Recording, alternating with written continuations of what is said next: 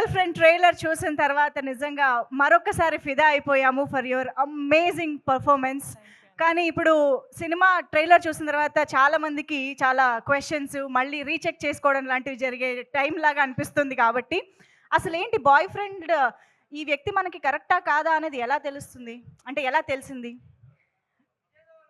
నాకు నాకు కూడా ఆన్సర్ లేదండి దానికోసం.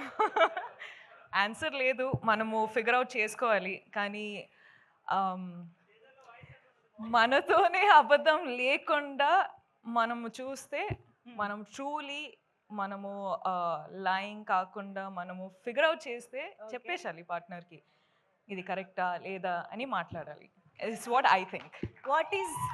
What is Rashmika's type? Who is Rashmika's type?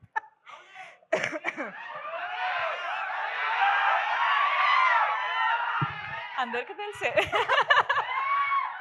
అక్కడి నుంచే వచ్చిందంట ఆన్సరు. అంతే అంతే అంతే అంతే. నో బట్ సీరియస్లీ భూమా చాలా చాలా వెయిట్ ఉన్న క్యారెక్టర్, చాలా ఎమోషన్స్ కనిపిస్తూ ఉన్నాయి. రష్మిక భూమాకి ఎక్కడైనా రిలేట్ అయ్యారా at any point, any emotion, anything?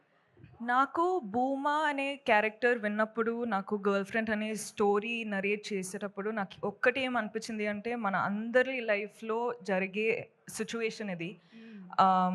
అంటే చాలాసార్లు లవ్ స్టోరీ అన్నట్టు అంటే ఒక విధానం చూపిస్తారు, కానీ ఇది the girl friend is also love story, but love story in a way that people have not seen before.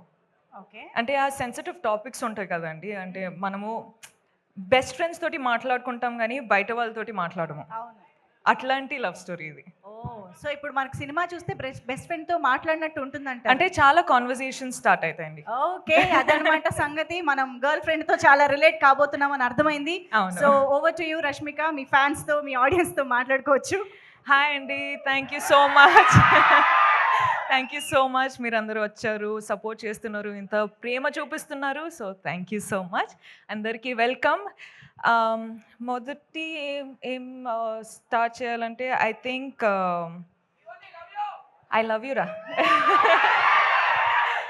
ఇప్పుడు ఈ కొన్ని ఇన్సిడెంట్స్ జరుగుతున్నాయి కదండి, అంటే ఇప్పుడు bus burning and all of that is happening. ఇప్పుడు ఇన్సిడెంట్స్ జరిగేటప్పుడు ఐ ఫీల్ చాలా పర్సనల్గా అయిపోతుంది అని, ఎందుకో నాకు అర్థం అవ్వట్లేదు ఎందుకో అని, but it feels very personal. So I'm very sorry to all the families.